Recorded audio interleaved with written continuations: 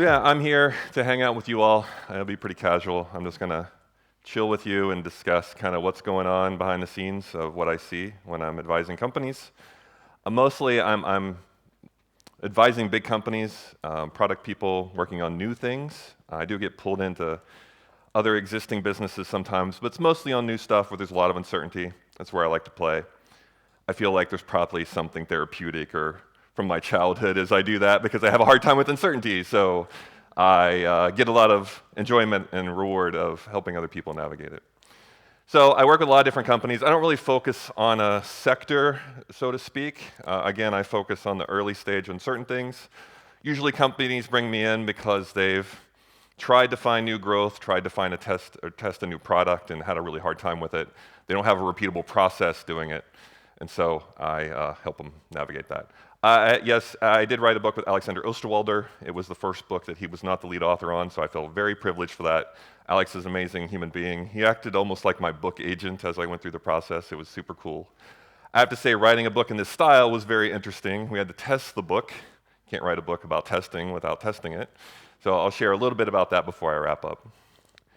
So I was here 10 years ago, keynoting in Wellington, and I was talking about how things were changing, things were speeding up, the lifespan of companies was decreasing, and I can't say things have slowed down much since then, but I've really loved, this is one of my favorite areas of the world. I really love being back here. So, why should we test our ideas? Well, there's all kinds of reasons. I'll share a very personal story. So, being in Silicon Valley, of course, I ended up on a startup reality show. Please do not bring out your phones and be like, I have to binge watch this show. It is not a very good startup reality show. I have found that what I teach does not make riveting startup television. I'm like, how many customers did you talk to? Did you synthesize your notes? What insights did you get? What's your next best test? And what people really want to watch is hey, let's have some drama, let's go do a survival camp, and see who survives, kind of stuff. It doesn't make great TV. However, I want to introduce you to Carly. So after one of my sessions, and they had the ABC family crew all there, it was really, really surreal. She came up to me and she said, I have this idea for kitty litter. And I thought in my head, oh no. I didn't say that out loud. I really try not to judge people for their ideas. But she said, look, cats sort of, when they're sick, like how many people have cats here in the audience? Okay, so she was saying when they're sick, they kind of hide their symptoms, They don't want to show you that they're sick. One of the ways you can tell that they're sick is through the way they use litter box. And she's like, look, I have this great idea for litter. It's going to be amazing. And I was like, yeah, have fun with that. Good job.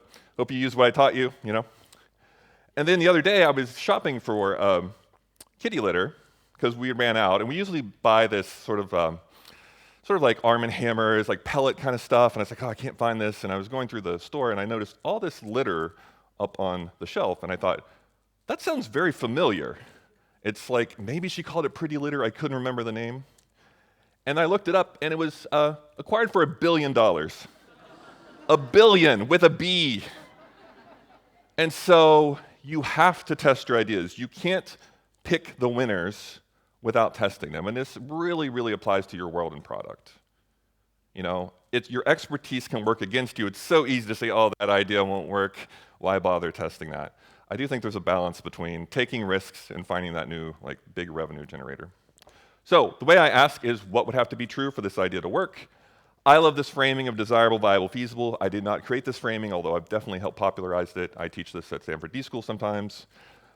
It is the basis of kind of human-centered product management, in my opinion. And so the way I try to frame this is, what kind of risk do we have around do they? So desirability risk around your jobs, pains, and gains of your customer, your value proposition to them, their unmet needs. What kind of risk do we have around should we? Which is a lot of viability risk. Now, what are the things that are going to move revenue, we're going to move the needle in some way, the cost versus willingness to pay, what kind of risk do we have there? Also, what is the risk around can we, which is feasibility. And unfortunately, that's where we spend too much of our time. I think a lot of the companies I help advise, they start building and then they realize people don't want it. I much rather enjoy being brought in before that happens. So let's just play an interesting thought experience here. So let's say something's desirable, people want it, it's viable, pay for it, but doesn't work. Well, we end up stuff with like this. Unfortunately, I thought it was really cool. It was ex-Apple engineers. It was a little pin, it would project onto your hand. It basically didn't work, and then HP gobbled it up for the IP, which they pretty much have not done anything with. Let's say something is desirable, people want it, it's feasible, but it just doesn't work from a pricing point of view. It's too expensive to make, or people won't pay enough for it. I'm kind of a children of the 90s. So you might say, I know I look around here and I pay attention to similar questions about smartphones, so I think I'm in the right audience here. You might say that this is the drink of the 90s, clearly Canadian. Was this popular here at all? And you're like, no. They're like, we had Zima. Or do you have Zima? No Zima either? Wow, okay. So missing my crowd on this one.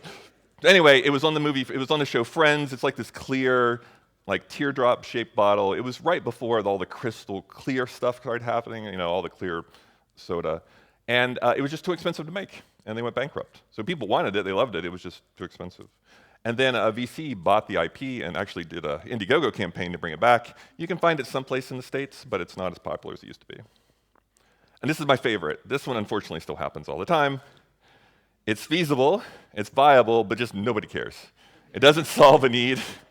You don't have to be thinking about your own products in this regard. There's no job to be done there. We skip that step talking to customers. And unfortunately, it's stuff like this. Have you all seen this thing?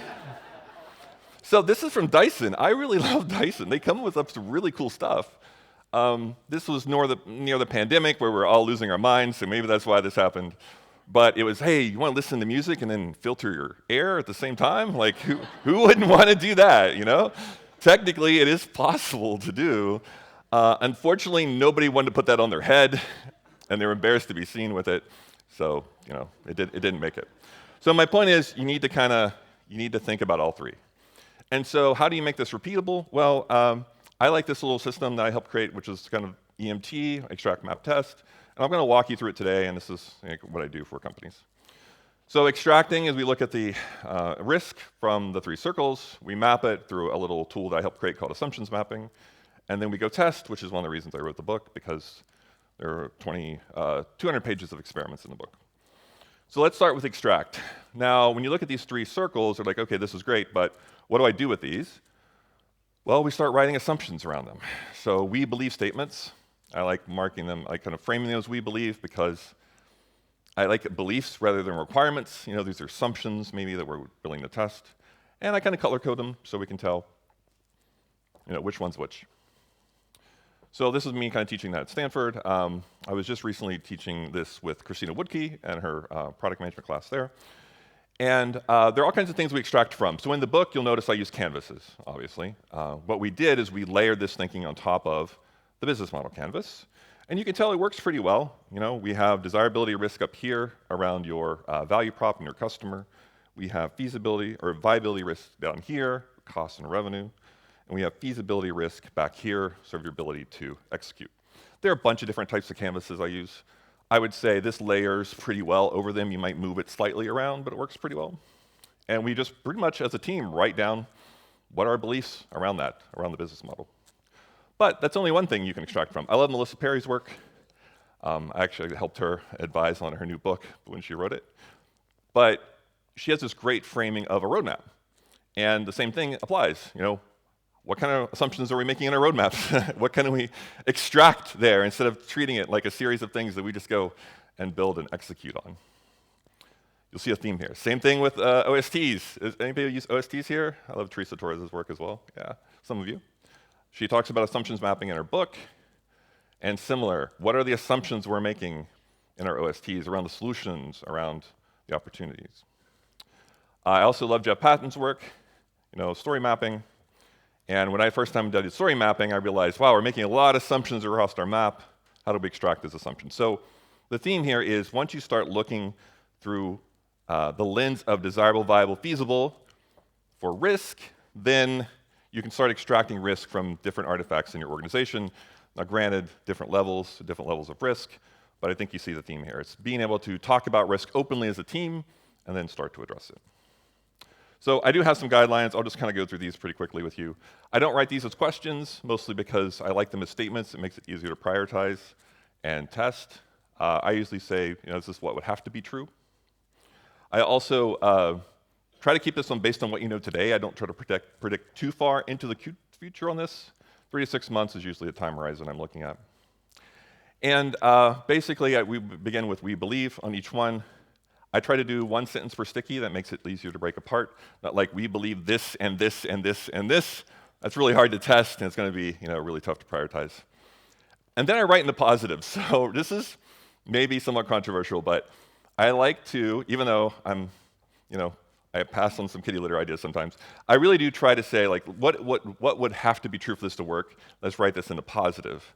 I had a team recently that said, well, we believe we can't do that, and there's plenty of evidence we can't do that, so let's just give up. I was like, no, let's think about this in a positive way. What would have to be true for this to work? And don't worry about perfect. I usually refine these later. So if you're trying to do this and you're looking at your roadmaps and you're looking at your OSTs or you have canvases, these guidelines usually work pretty well as far as helping people get calibrated on this. So then we map. With mapping, it's a 2x2. How many of you have heard of assumptions mapping? I think it's pretty popular here. Yeah. So I used to work with Jeff Gothelf and Josh Seiden back at Neo, and they wrote a book called Lean UX, and I like that 2x2, but I pretty much molded it into different areas. There's different versions of this floating around. But basically, it's used by Google and a bunch of companies. If you scan that one, it'll drop you onto the free page. Google's pretty awesome about just open sourcing a lot of their toolkits, what they use. So they asked me to include this. I think this was from Kai Haley. But basically, it's a 2x2 where we say, how important is this and how much evidence that we have. Now, this is like the third iteration of this tool for me. I have to say, if you go online, you're going to see important is still the same, but this known and unknown, you're going to see that. What would happen? I get strong personalities in the room, and they would say, I just know. And I was like, well, why do you know? And they're like, I just know. And I was like, okay, as a facilitator and as product managers, you're usually stuck facilitating because you're stuck in between everybody. That was a conversation stopper. I was like, oh no, how do I solve that? So then I changed it to certain and uncertain. I was like, this is going to work. So I got a really strong personality in the room, and they said, I'm putting a sticker here. And I was like, okay, why are you putting it there? I'm certain. I was like, okay, well, why are you certain? I was like, haha, I got you. And they said, because I just know. And I was like, no, this was not supposed to be this way. So Alex Osterwalder and I were whiteboarding at the library at Stanford University. He had flown in from Switzerland, and we were talking. And we were like, why don't we just do evidence? Like, this is what we're really trying to get to. And I'm not promising I won't change this again, but evidence works pretty well. Because we're saying, what evidence do you have? I'm like, oh, I ran a survey. I was like, oh, okay, that's what people typed in, but what are they going to do? There's a say-do gap. Let's work through that. So this has worked better for me. So we take these three themes that we've basically written down, and we kind of go through this process of how important are these, and then how much evidence do we have, and we end up with a map. So the map is basically like a snapshot. It's not perfect. I know your teams want to get it right the first time. They're not. But it's a good focusing mechanism to get people to talk about where they're going to test, because where we want to test is up here. We want to test where things are important, where you have no evidence. At least, in my opinion, is where we focus our testing. I used to work with Eric Ries, who wrote Lean Startup. He would call these leap of faith assumptions or riskiest assumptions. Whatever you want to call them, this is where your risk is. This is where you need to focus.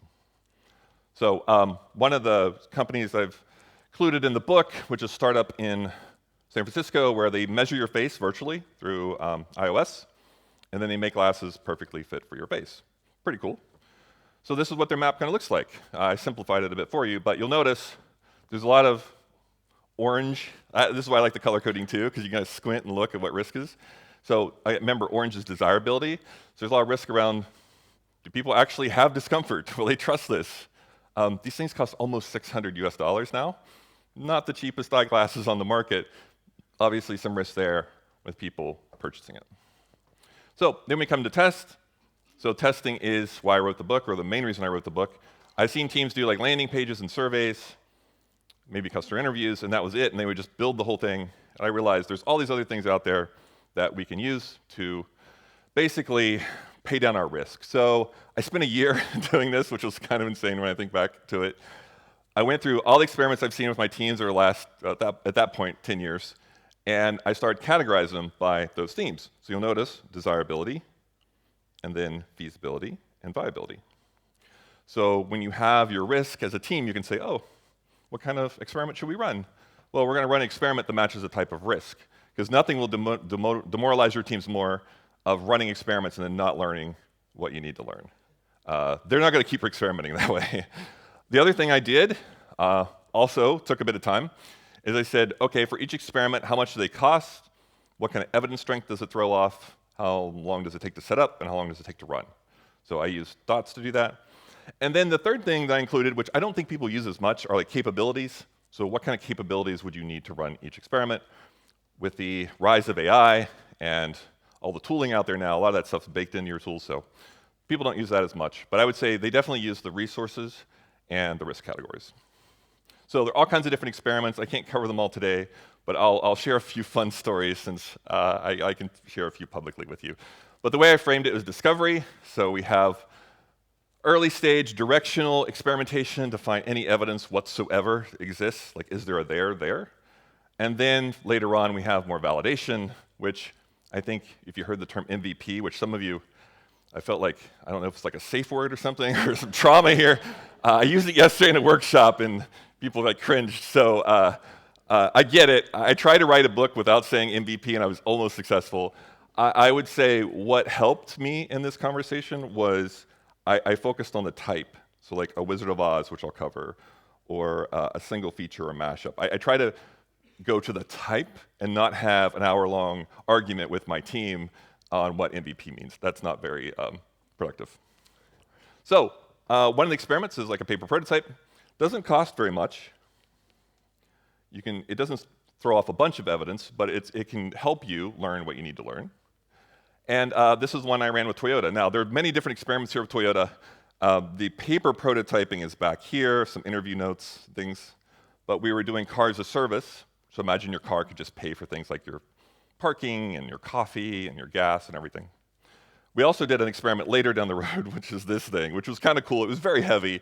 We took a Camry dashboard and stuck it on a lift and put wheels on it. And we would just like wheel it around and then put people in front of it and have them interact with it. We hacked in like an Android tablet and our Arduino board. It was really, really awesome.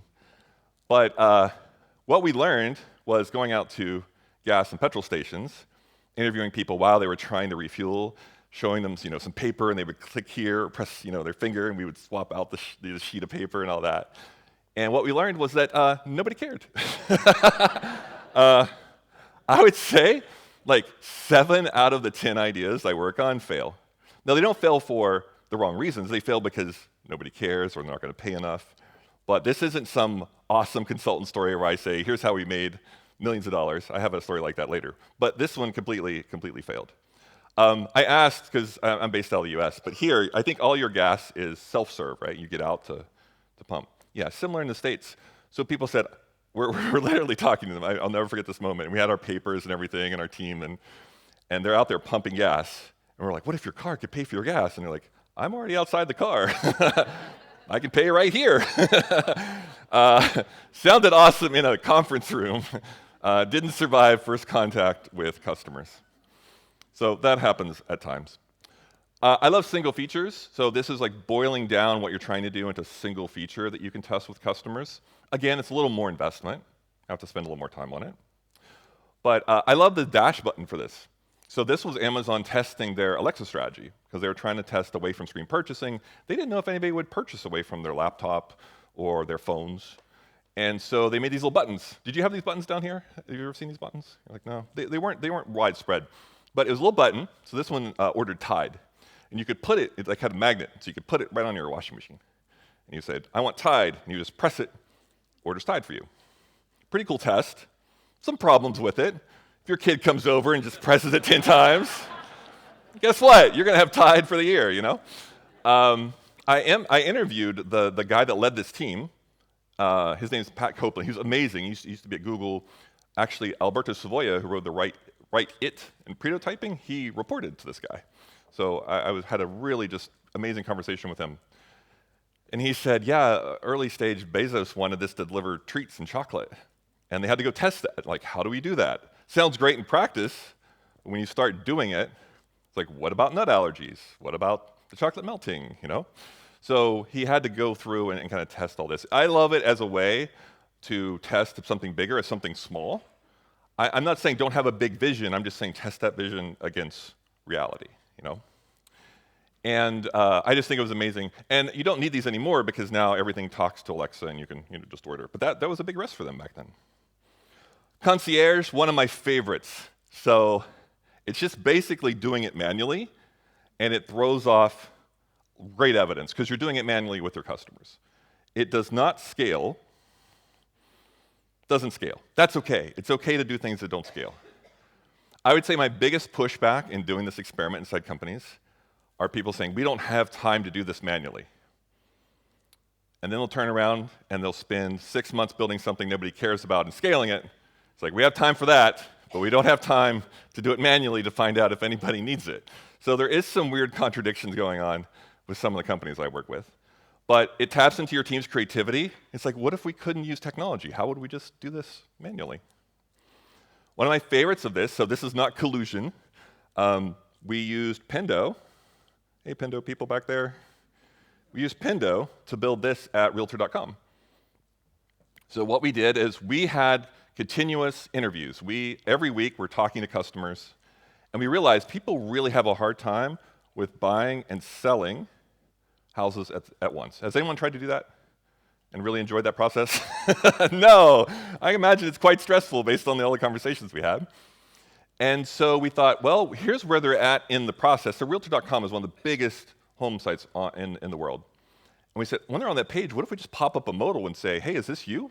And you can get started. Pretty simple. And then the product manager, his name was David, he would literally make these PDFs for them by hand. It took somewhere between 10 to like 15 minutes of his time. And he would literally email the customer personally. And he had a little Calendly link here where he'd say, hey, you want to reach out, talk about this for 15 minutes, let's discuss how valuable this was for you. Because they had the tools to do this, but they were really worried about putting it all together and then having nobody use it. And so he spent 10 or 15 minutes for creating each report and hand delivering it back to them, see if it was valuable. Again, not everything goes well.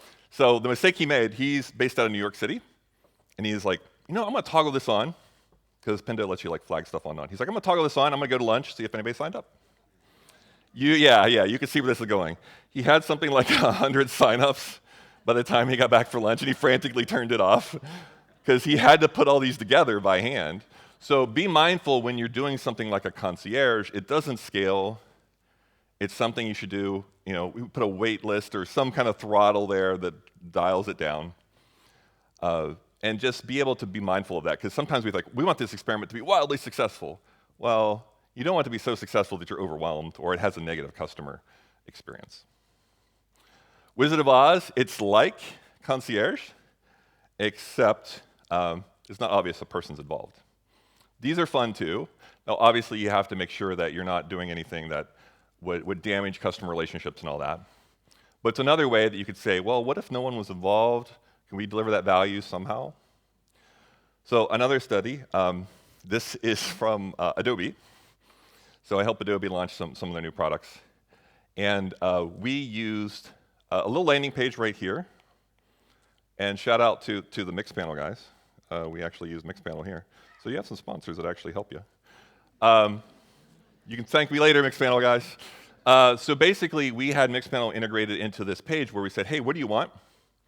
And then we measured how they interacted with it, but we didn't build any software behind that. Basically, we created a Trello card when they created the request. Our little designer named Scott, who still talks to me to this day, created these, and then we would put them back through the interface. This was really tough for him because people would see the image and like, this image sucks, your software is horrible, and he's like, I spent hours on this. You asked for a picture of a train. I don't know what kind of train you wanted. But what we learned a lot from doing this little scrappy method of, okay, will people request images? What kind will they request? And then will they actually use them? in the world, in real life, because we want to know if they're actually using them too. We learned so much that this became Adobe Express.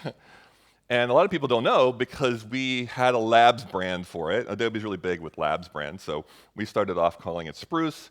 We got something like 10,000 customers in a few weeks, and then we brought it on board as Adobe when we realized there was something there. I was really hesitant to put the logo on it at the beginning because I thought we're going to get all these people into this platform, and they're going to be checking out because we put our logo on it. So you have to be mindful of how you do this.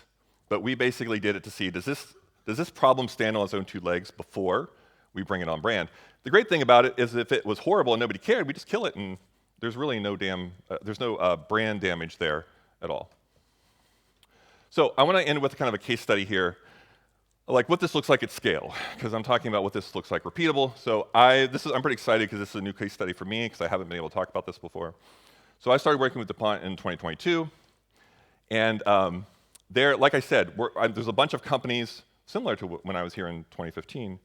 They're experiencing kind of this fade of their core growth.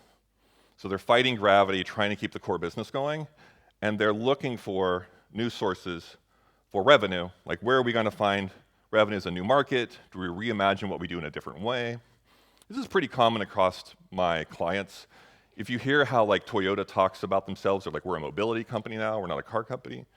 I work with Behr, the paint company. They're like, we're not a paint company anymore, we're a color company. So a lot of people they're trying to reimagine, kind of how they do things. So this is Alexa. She's the CTO. Well, actually, she just departed. But you'll notice the words she's using in this executive presentation, right? This wording sticks. It's like one of the first things I've seen stick in a long time. I love Lean Startup, but it's not about Lean, and it's not for startups. It didn't work as a brand. Product management, congratulations, you basically like took all Lean Startup ideas and made them your own, and you just don't call it Lean Startup anymore. So thank you. It lives on through you, but some of these things just don't stick. And so if you listen to her and her talks and how she speaks about things, it has to be desirable. Do people want it? It has to be viable. Should we do it? It has to be feasible. Can we do it? Okay? This will work inside your organization. It will help you create a common language inside your organization. I think we get really excited about the tools. We talk about the canvases. We talk about all the different maps we can do. And sometimes we forget that we have to talk in the language of our internal stakeholders. We have to talk in language like risk reduction and investment decision. Make it resonate with them. As soon as they think you're more excited about the tools than helping out the company, they get defensive, they start shutting you down. It's not your fault. It's just the way they respond to the words you use. So I love this because they're not words that are so far in. It's not about all the tools and everything. It's just about, do people want it? Should we do it? Can we do it? So I want to share this with you today. So this is the impact. Now, I do think these numbers could be better. There's a lot here, so I'll try to describe a bit before I wrap up. So I'm still a big believer in, do we kill the ideas we shouldn't be working on? Do we pivot them in a different direction, or we persevere and keep going? I still like that model. I use that with all my clients. I would love the kill rate to be higher. I think what's happening is we're self-selecting some ideas and saying, well, that idea can't work, so let's not even test it. I do think you have to take some more risks if you're ever going to find that next big revenue generator, that next big product. But we've killed off what I call zombie projects and products. Like, are any of you working on zombies where they're not alive, they're not dead, but they just limp along, and you always get called in to be like, hey, can you look at this thing? It's not working quite right, or can we add this feature to this thing, and maybe that'll work? Like, there's too much of that going on inside of our organizations. It sucks up our time, our energy, our morale. So just find a way to kill them off. Like, this is one process you can use to say, look, we're not hitting our numbers on this. Let's stop actively working on it. Nobody gets fired. Nobody gets reprimanded. It's just we stop the madness of working on it. But we also can use this process to find new growth. So far, we've made $24 million this year. I looked at this slide and I was like, wow, I need to raise my rates. But basically, we can generate new revenue through this method as well. And we're just using the extract, map, test method inside the organization. So AI, I haven't talked a lot about AI, but I do want to touch on it. I did this a little bit in my workshop yesterday. But there are some prompts and things that I use to complement this process. I don't use it to replace critical thinking. I use it to kind of complement what you're trying to do. So if you're curious about that, you can always catch me after the talk, or you can just scan this, and you can contact me that way. But basically, I'm working on a library that powers AI, because I don't know how many have gone to ChatGPT and go, how should I test this idea? And it says, run a focus group for 6 months. That's amazing. And we're like, no. It has a hard time with desirable, viable, feasible. There's a lot to be desired there. But I do think there's promise in it. And so my takeaway for you all is, assumptions exist in all these ideas that we have, and they can be extracted, and they can be mapped, and they can be tested, and you can do this in a repeatable way. Just make it work for your company, integrate it into your systems. And one last thing, these are all the book covers I tested for the book. I couldn't write a book without testing it. I was sure this was the cover we were going to go with. Like, how could you not love this cover? It's so clean, it looks like an HBR article, it's got the beaker, it's science, and you know what won? This thing over here. It looks like Illuminati, it looks like I would have to put hidden messages throughout the book. By the way, there aren't hidden messages in the book. But even I get it wrong. Even I get it wrong. So you really can't pick the winners without testing them. Thank you so much.